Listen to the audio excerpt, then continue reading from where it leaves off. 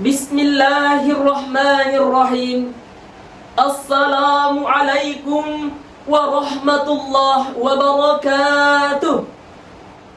Alhamdulillahilladzi ja'alal qalama lil kitabah wal kitaba lil qira'ah wal qira'ah lil ma'rifah wal ma'rifah lil ibadah wal ibadah lillahi ta'ala.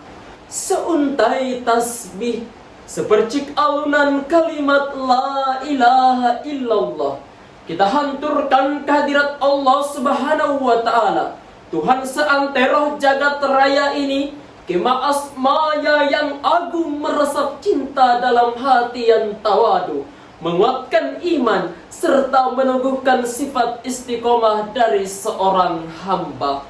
Dan di saat kesyahduan hati ini, teringat kita dengan seseorang yang penuh karismatik, yakni Rasulullah Muhammad sallallahu alaihi wasallam. Contoh suri tauladan bagi umat manusia. Minaz zulumati ilan nur, terekam kembali jasa dan perjuangannya dalam menabur mutiara hidayah di atas reruntuhan puing-puing kejahilan menuju rahmatan lil alamin. Hadirin yang berbahagia, Dewan Hakim yang arif dan bijaksana, modernisasi yang merupakan tanda perkembangan ilmu pengetahuan manusia seringkali tidak sejalan dengan iman dan takwanya. Tidak sedikit di antara mereka yang menghalalkan segala cara demi kenikmatan dunia yang diinginkan oleh hawa nafsunya, seperti tindakan korupsi, perampokan, pencurian, merupakan beberapa contoh mencari harta secara tidak halal. Marak diberitakan di media sosial yang dapat meresahkan dan merugikan masyarakat. Di hari yang penuh ukhuwah ini, izinkan saya membawakan sebuah ceramah yang berjudul Gaya Hidup Halal sebagai usaha untuk mendekatkan diri kepada Allah Subhanahu wa ta'ala. Halal dan haram tidak hanya mencakup tentang kehidupan kita, tidak hanya mencakup tentang makan dan minum saja, tetapi lebih dari itu. Allah Subhanahu wa ta'ala berfirman, Bismillahirrahmanirrahim. Ya ayyuhalladzina amanu kulu min thayyibati ma razaqnakum washkuru lillahi in kuntum iyyahu ta'budun. Hai orang-orang yang beriman, makanlah rezeki yang baik yang kami berikan kepadamu, dan bersyukurlah kepada Allah Subhanahu wa ta'ala jika benar-benar hanya kepadanya lah kamu beribadah. Kata makanlah di sini tidak hanya berarti harfiah kegiatan makan dan minum saja, tetapi bagaimana cara memperoleh makanan tersebut. Yusuf Qaradawi pada tahun 1993 menjelaskan beberapa ajaran pokok Islam tentang halal dan haram. Salah satu ajaran pokoknya ialah bahwasanya apa saja yang membawa terhadap haram adalah haram, sehingga makanan tersebut yang tadinya halal tetapi cara memperolehnya semisal dengan cara mencuri, ia akan haram. Makanan tersebut haram untuk dimakan karena makanan tersebut adalah hasil curian.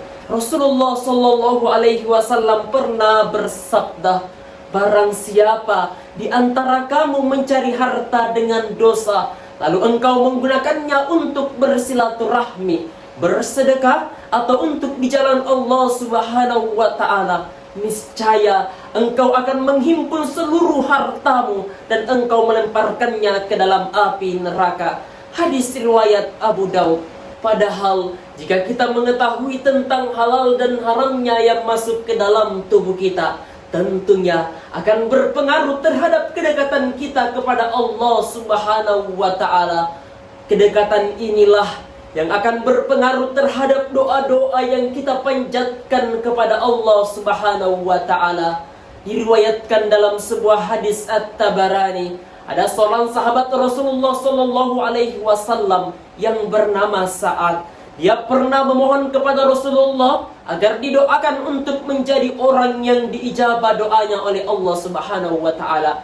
Lalu Rasulullah sallallahu alaihi wasallam berkata, "Ya Sa'ad, baguskanlah makananmu, niscaya Allah akan menerima doamu."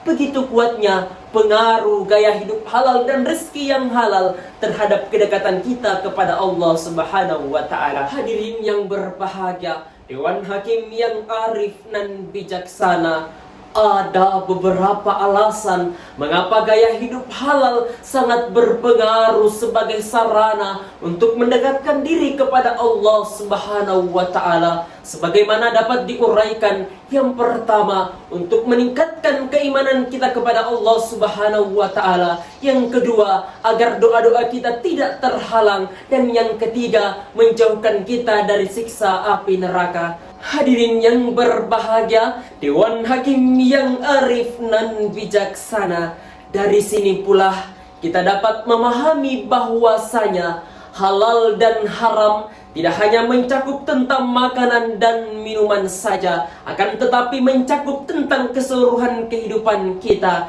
Dan dapat kita pahami bahwasanya faktor kehalalan sangat besar terhadap kualitas kedekatan kita kepada Allah Subhanahu wa taala. Kedekatan inilah yang akan berpengaruh terhadap doa-doa yang kita panjatkan sebagai hajat hidup kita di dunia ini. Selain itu pula, Allah akan menjaga diri kita di dunia dengan cara memberi kesehatan, dan di akhirat dengan menjauhkan kita dari siksa api neraka. Wallahu a'lam bissawab. Wa akhiran summa assalamu alaikum warahmatullahi wabarakatuh.